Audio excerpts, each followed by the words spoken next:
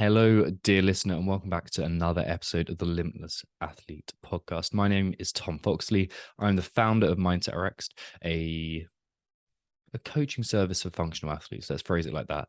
Who, like, so if you're a CrossFit athlete, if you compete in the other many guises that pretend to be CrossFit, but they're really not, this episode is for you. And we're focusing today on a complete guide to the mental side of performance. And whether you are just starting out in training your mindset or whether you're just starting out in training full stop, whether you are at the top of your game, just looking to eke out an extra couple of percent, but you find that your mind gets in your way, this episode is intended to give you a complete overview of the system that we use at Mindset Rx to coach our athletes so that you can take this away and begin applying things to your training. Like, there's a few practical parts in today's podcast. There's also a really good theoretical understanding to give you this kind of framework.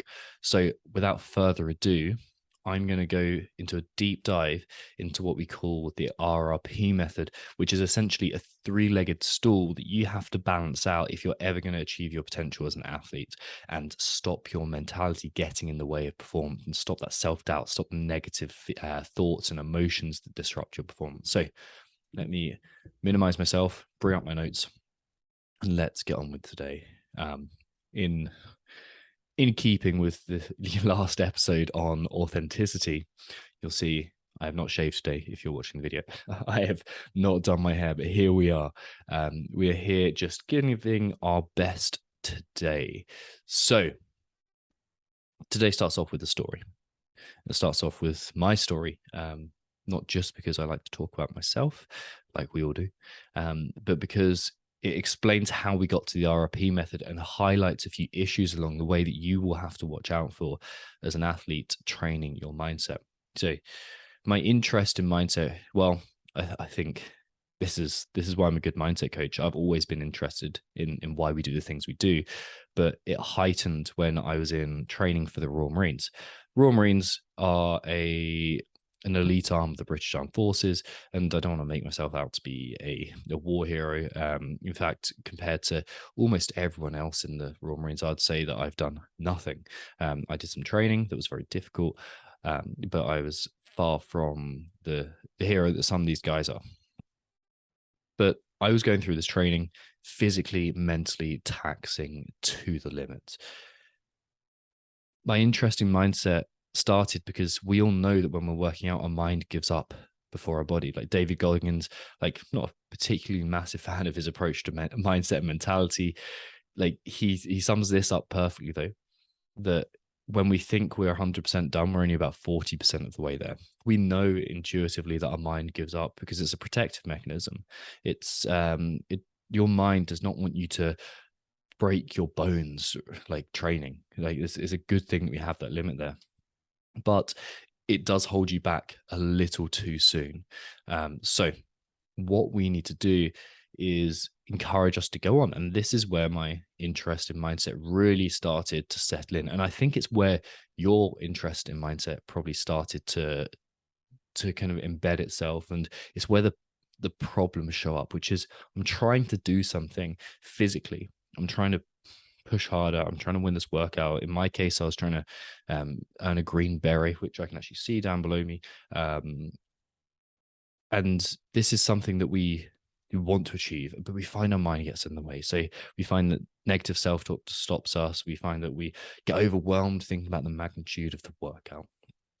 And like I said, this is where I started, and everything for me was like all about how can I suffer better? How can I be tougher? How can I have more grit, determination? How can I force my way? How can I train my willpower? And like, so it's this very masculine side of working out, which so many athletes have to develop. And it's really important. It's just limited. It's an important part to develop. And it's also combined with very tactical, practical tools like chunking workouts. So I did the final commando test is what's called the 30 miler. Very descriptive name. You run 30 miles with a load over some pretty rough terrain. have to do it in a set time, 8 hours, or I think 7 hours if you're an officer. I wasn't, but 8 hours. You do it as a troop, and after a lot of training and breaking you down to that point, so you're in a pretty rubbish state by the time you get to that point. And this 30 miler, it seems incredibly daunting at the time. At the time, I think the furthest that I'd run was with load, especially, it's like 12 miles. Something like that. I had no idea if I could do it, and like my hips were chafed horrendously. I'd already I'd already failed one of the commander tests that I was going to I had to retake. So I was drained. I was worried my heart palpitations were going to start up and really kick me off this course. That, in all honesty, if I'd been honest in my application, I shouldn't have been there. But I was trying to overcome this challenge, and it seemed daunting. And what I had to learn to do, and what I'd learned to do up until that point, and probably the reason why I managed to get myself through, despite it being very difficult, is yes, there was meaning associated for it. I had a deeper why, all that kind of stuff. Like, that had something that I was trying to prove to myself in the outside world, which again isn't the best driver of success, but I had it there. This tool that I used to great success, and I've used it carrying on in my work life. I've used it carrying on even relationships and conversations, and training my dog, and all these kind of things that is useful. And then every workout ever since was chunking. We learned to chunk workouts into, instead of thinking about the whole workout, the whole 30 miles, I started thinking about just 1 mile at a time. Just 1 mile. I'm going to do this 1 mile. I'm going to do 10 more minutes and chunk this down. I'm going to get to that, I don't know, I'm going to get to that tree or that wood block in the distance. I'm going to go and get to that shrub. I'm going to get to that high point over there, and just keep on taking one step after the other until I can just achieve a more attainable goal. And when we use this, what's termed as spotlight consciousness, when we narrow our awareness to achieving one specific goal, we can do that. But when we're overwhelmed by a massive goal, when we're overwhelmed by something challenging, that limits us. So this is why chunking works. The downside of just focusing on this performance aspect, on how can I suffer better and how can I perform at my peak in workouts, well, I'll tell you where I ended up and see whether you resonate with it. I was miserable. I was burnt out. I was stressed. I was constantly overwhelmed. My self-doubt was crushing. I didn't believe that I wanted to be there. The imposter syndrome that I had was unreal. That created so many limitations in itself. And really, this chunking and these performance-based tactics, they were just coping mechanisms to deal with that, because that was the biggest limitation. And really, I just didn't feel good enough. Like, it was like constantly scared of being judged. And what I'm saying here is, we can have all the performance tactics in the world, but eventually we're going to run up against a deeper limit, a truer limit, one that's deeper embedded in our subconscious mind, our unconscious mind, and a story that limits us. And we're always going to butt up against that unless we address the story. And I didn't know that until then, or until much later in my life. And really, this lack of attention to my own mindset at a deep level, at a true level, at an emotional and story-based level, that lack of attention there, what it did is made me eventually leave the Marines, something I really, like, to some degree I regret it to this day, but over the immediate years after, I massively regretted. It was a big mistake in my life, and something that I think if I was going to live again, I'd probably change up if I could still get to this same point somehow.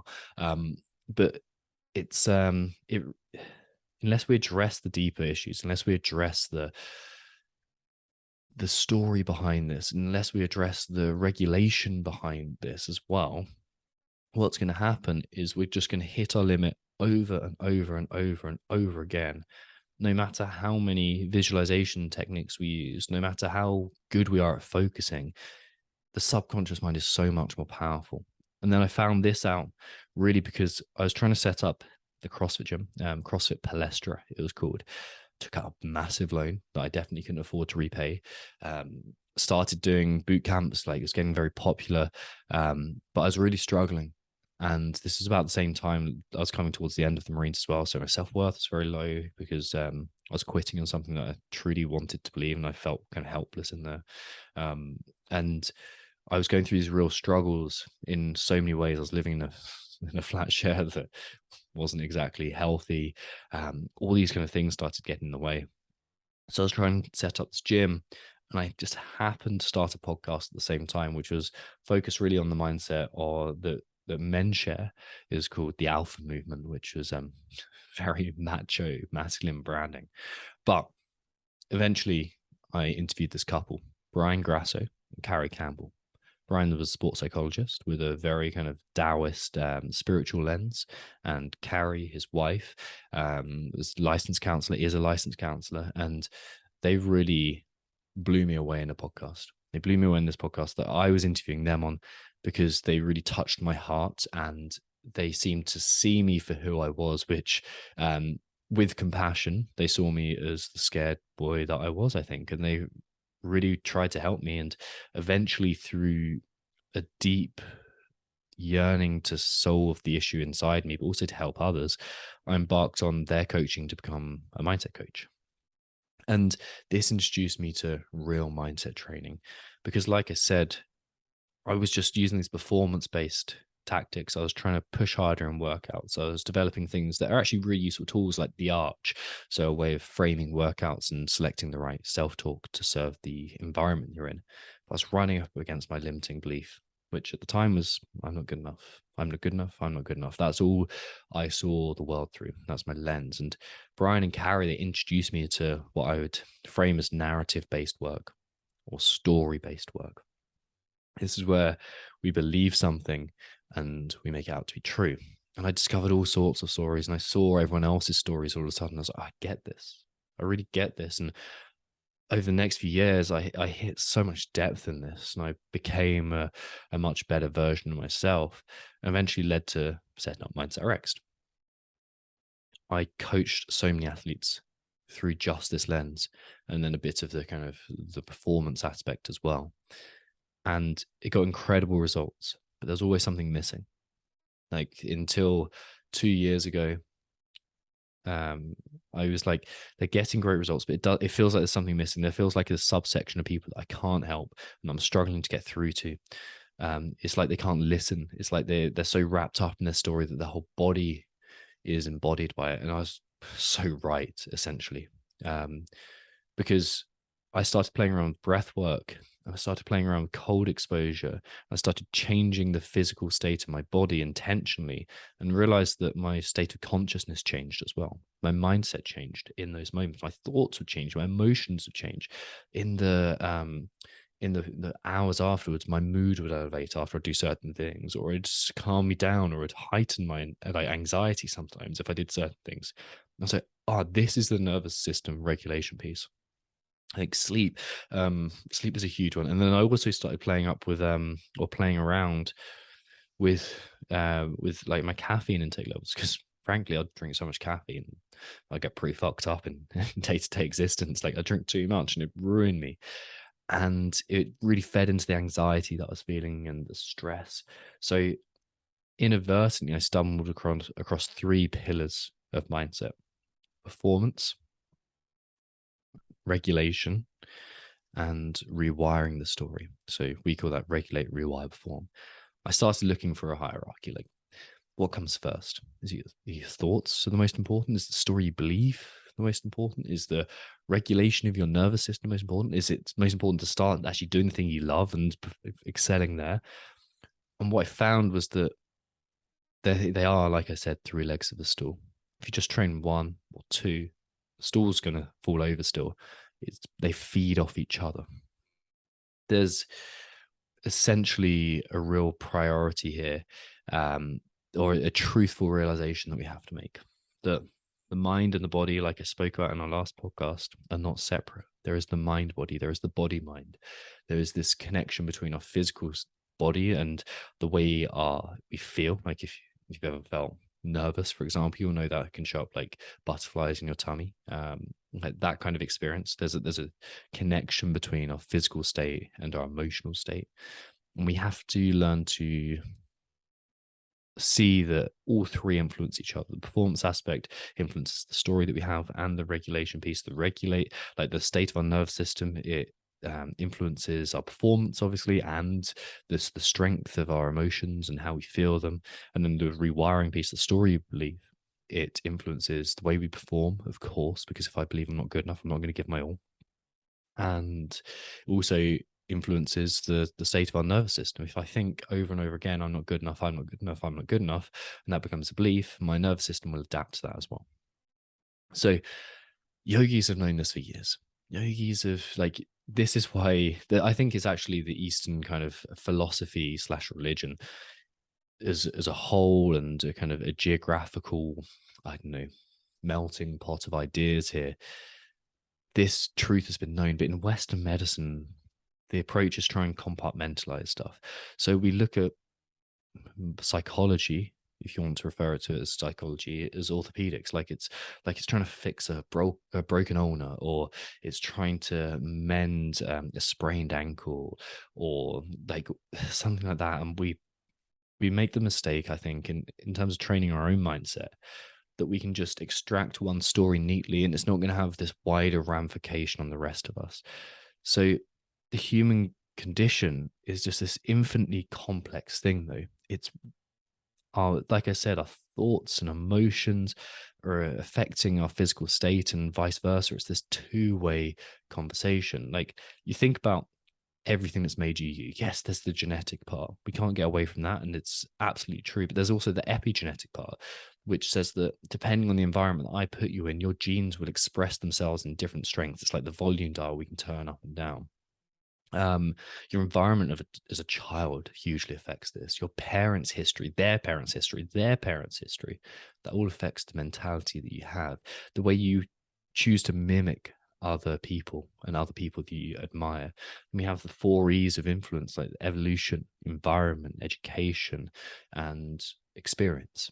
Like those 4 things will influence you.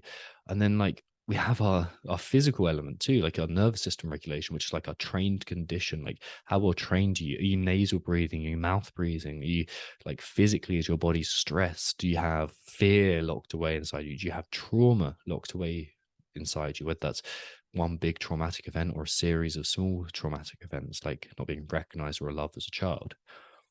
This all influences your mentality. This all influences who you are.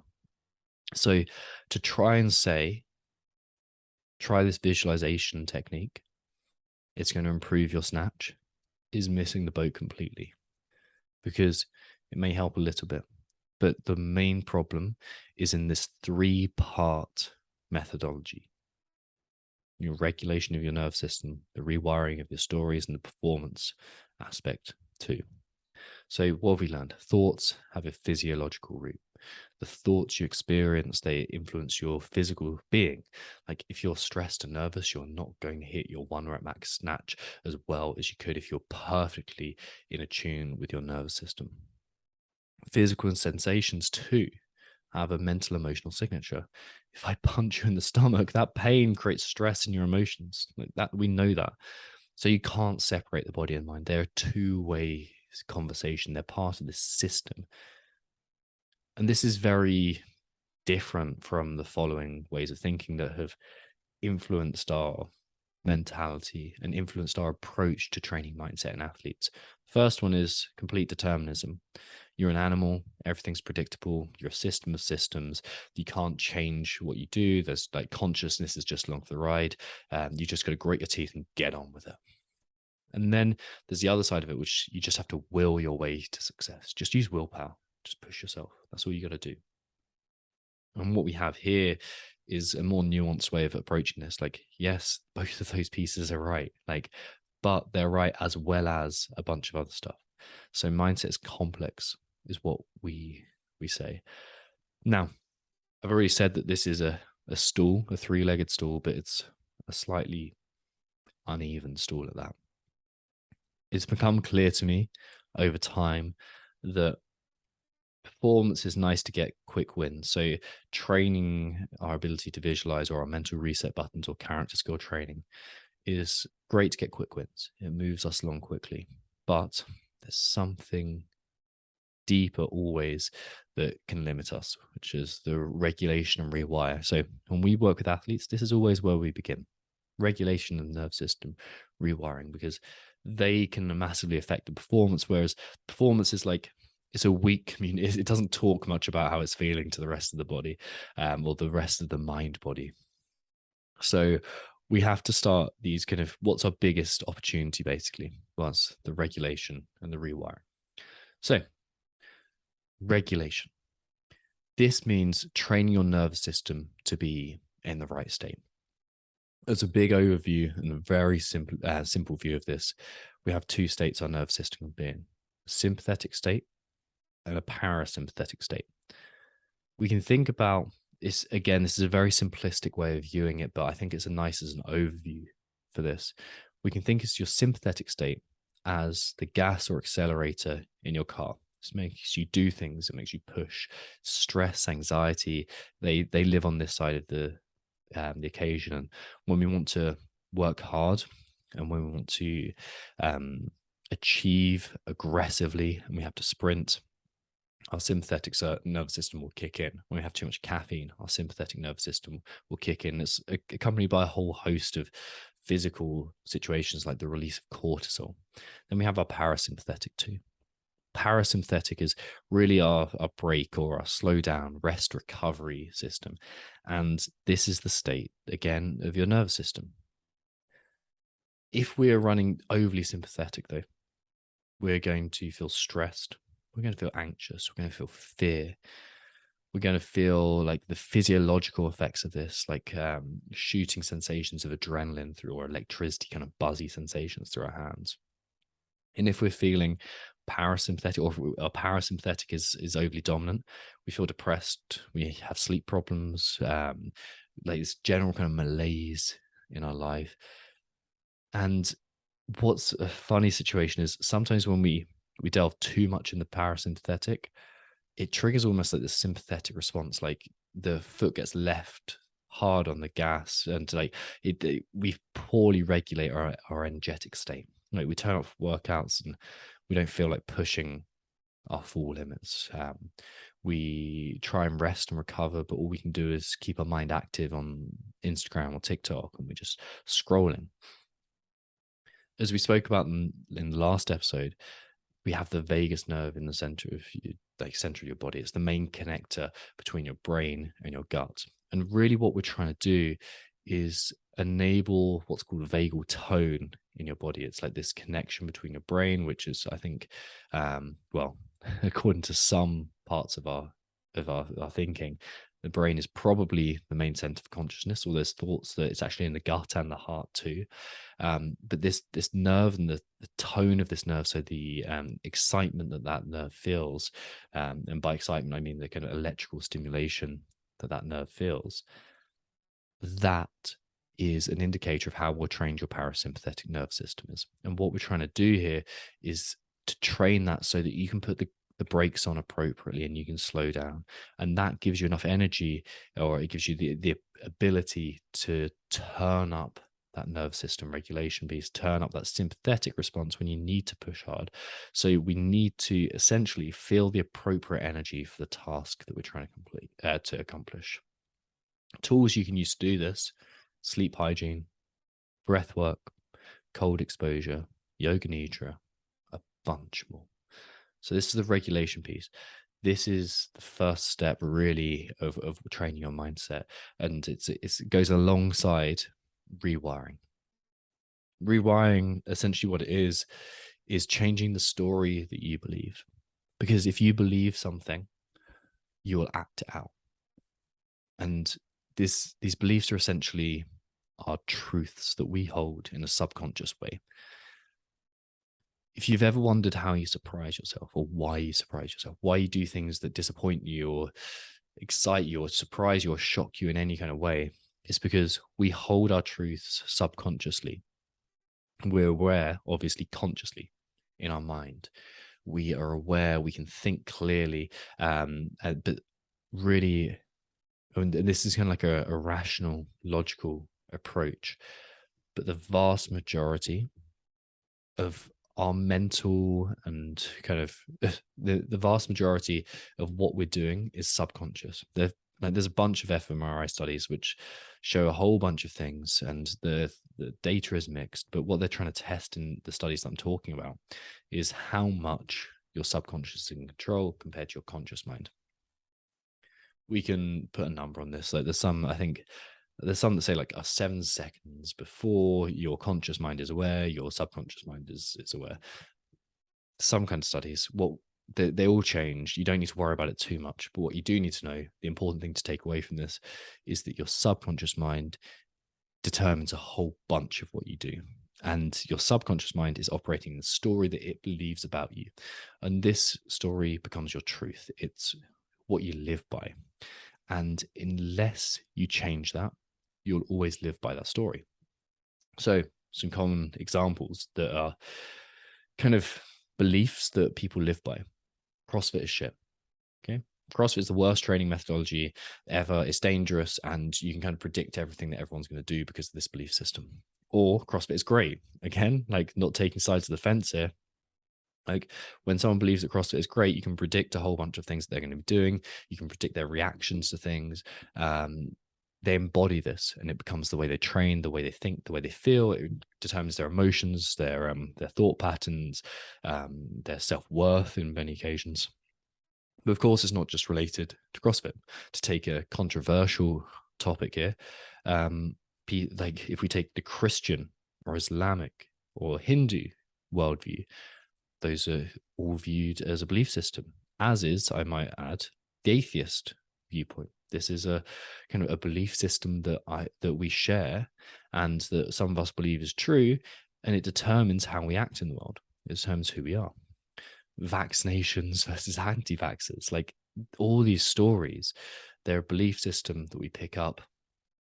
The most important thing is, though, we think that a lot of these stories are something we've rationally thought about, that we logically thought about, but we're forgetting that the root of these stories is often things that we've just happened to pick up, that we just grew up around, or we had a traumatic experience around when we were younger, or we've got so frustrated around our certain results that we picked up this story, and then that becomes our reality.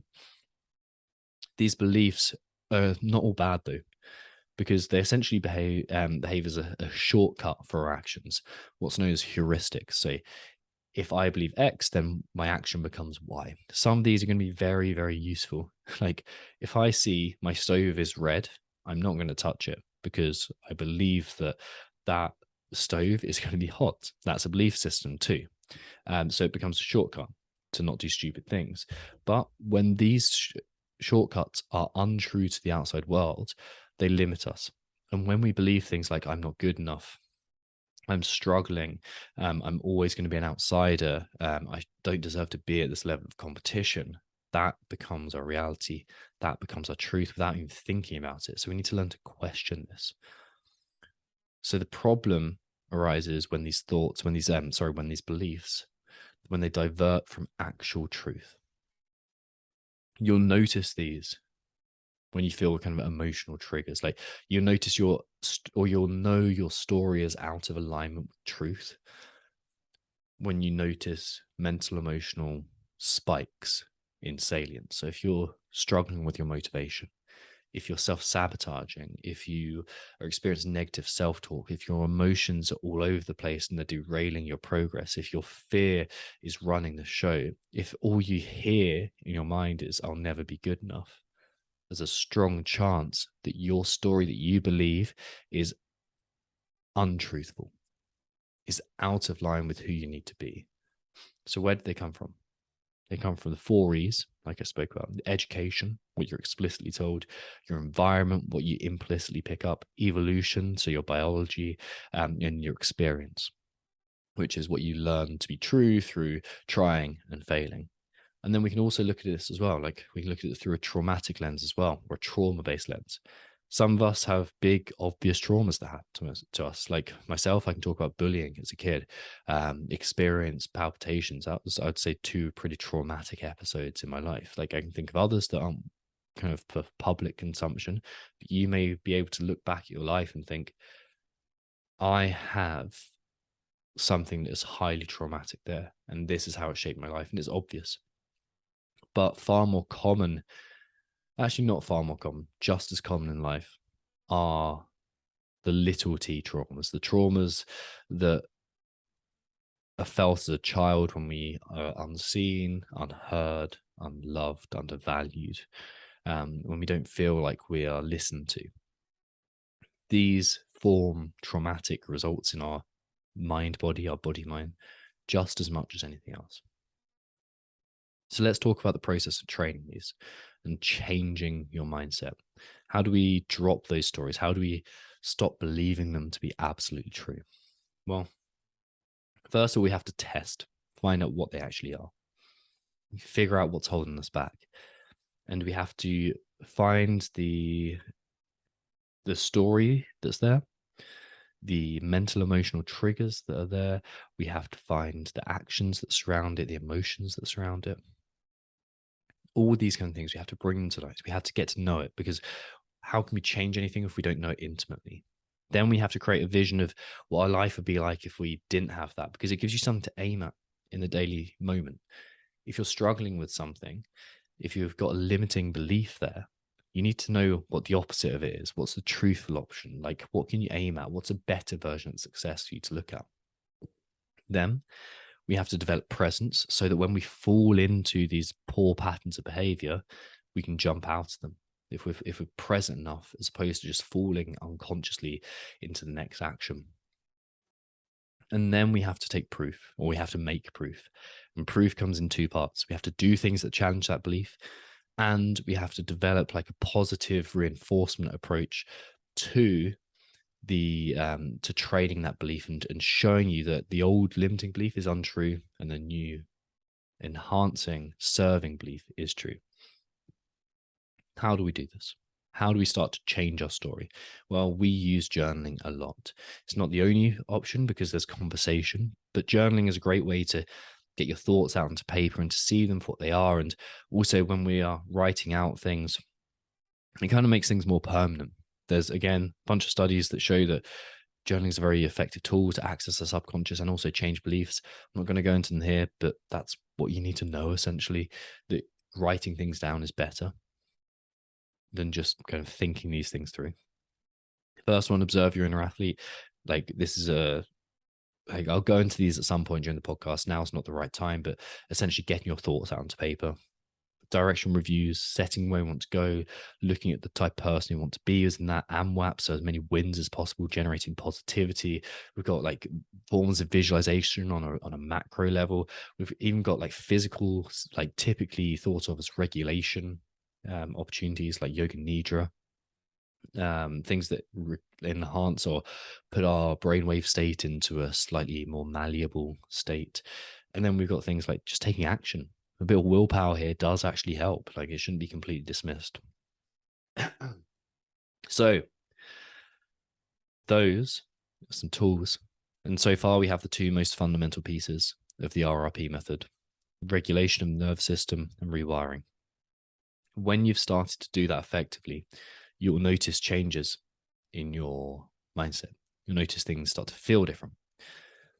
And then we want to put it into action when it actually counts. Maybe this is in your training and competition. Maybe it's just general training sessions. Maybe it's trying to improve your mobility routine.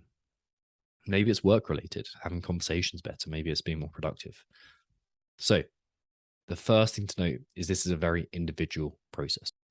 What works for one person may not work for someone else. And there's so many tools here that it's very intuitive what you use, and it's very kind of feel based. Like, with some people are going to respond to a lot of structure here and a lot of like discipline, a lot of force, and some people are a bit more fluid. Did a podcast previously where we talked about some people move the piano, are there to be structured, they have to be there on time. Some people play the piano, they turn up late, they turn up and kind of and openly, like, kind of, they're a bit more virtuosic. They're more virtuosos is what I'm trying to say. And I can't remember the name of the guy that we shared this with. That shocking behavior, pressure. But yeah, he spoke about this on our podcast before. But the point that we're trying to get to is that we're very individual in our application of this. The purpose of this, though, the guiding principle is to find the freedom to perform. We perform our best when we're not forcing. We perform our best when we open ourselves up to that performance and we're authentic and genuine and living truthfully to ourselves. We fail to find our best performance when we're forcing, when we're too stressed, when we're too rigorous, when we're trying to hold on, when trying to control too much. That always leads to poor performance. We want to find the freedom to perform, to dance on the border of chaos and order, to have like enough of a balance in the known, so structure and routine, but enough of excitement to go and push and to go beyond perfection, to truly do something new and individual, and try and find that place of effortless effort. If you've done the first two pieces, the brakes are off in this point, and you can just find the techniques that put you into this area. If you're in basically, if the other two places are absolutely perfect, this just happens, but you're never going to get absolutely perfect. So you have to do some things to push you into this area. There's some key variables that you can minimize here, and one of them is the amount of unknown that you have. So the more unknown that's there, the more your mind is trying to process new things, is trying to understand the environment that you're in. And one thing we can do here to minimize this is simply visualize the event that you're going through. If you know the events in advance, get outside there and visualize it. If you like know the environment, if you know the wherever the event is being held, or if you know wherever the competition is being held, if you know what that looks like and feels like to be there, visualize yourself being there and feeling confident and structured. Like if you can rehearse events, go and do that. If there's any way you can reduce the number of unknowns, do that, and that will help you to perform. And also, what we want to try and do, it's a challenging thing to do, but where we can get to is drop the number of expectations whilst holding our standards high. As soon as we expect to perform in a certain way, chances are you're not going to perform in that way. As soon as you expect a workout to go a certain way, things will change. So give yourself effort-based objectives. That's again a whole topic for another day, and it would create a massively long podcast. But give yourself effort-based objectives, because when we focus on the outcome, we suffer. And also give yourself worst and best case scenarios. Give yourself something to focus on in the worst case and the best case. Like, what are you going to do in case of SOPs, standard operating procedures? In case of X, do Y. We have to develop a competition prep process. That's absolutely critical to performance. How are we building up to this? Putting yourself in the best place. And honestly, a lot of this can just be placebo, but it's feeling like we are in the right place that makes a huge benefit for people. And then when we're in training as well, we can work on practicing, on training on the character skills that we want to display in our workouts. So that's the perform piece. And it's the final piece in the RRP method. So regulate, rewire, and perform. In a few weeks, and you're going to have to get onto Instagram for this because I can't remember the exact date off the top of my head, we're going to be hosting a webinar where we truly dive into this, where we give you the real insights in how to apply this to your life. And we're going to explain a bunch of techniques and give you even more detail on this. And it's also alongside special guest Khan Porter. I can't remember how many times Khan's been at the CrossFit Games, but he is also a mental health, I'd say, advocate, leader, thought leader in this area. And he is going to be joining us to give his insights into the RRP method and how you can use it to apply it to your life and your training too. So it's going to be a small charge to it. I think it's going to be like £40, $50, something like that. So it's definitely going to be worth coming to, but I can't remember everything off the top of my head. You're going to have to find a way to get more information, which the only way to do that is to head to Instagram and find us, which is Mindset RX. So Mindset Rx'd, Romeo X-Ray Delta. And yeah, look for some more information, wait for the posts, and you'll get your information there. Anyway, foundation of creating change is your body mind is interlinked. Like, we have to realize that these three parts of our performance, the rewiring of our nervous system, rewiring of the story that we have, the regulation of our nervous system, the performance aspect, they're all inexplicably linked. They're perfectly reliant on each other. And we have to train all three at once. And that's how we create growth as an athlete. Anyway, team, make sure you follow us on Instagram, Mindset Rx'd, for more information. I'm going to put out bite-sized pieces of these podcasts. I'm going to go into more depth into more podcasts. And next week, we actually are going to be doing a case study. So I'll see you soon. And if you've got any questions about mindset, any topic ideas, reach out to me on our Instagram, again, Mindset Rx'd, or maybe my personal Instagram too, Tom Foxley, Tom, Foxley. Speak to you soon, team, and enjoy training this week.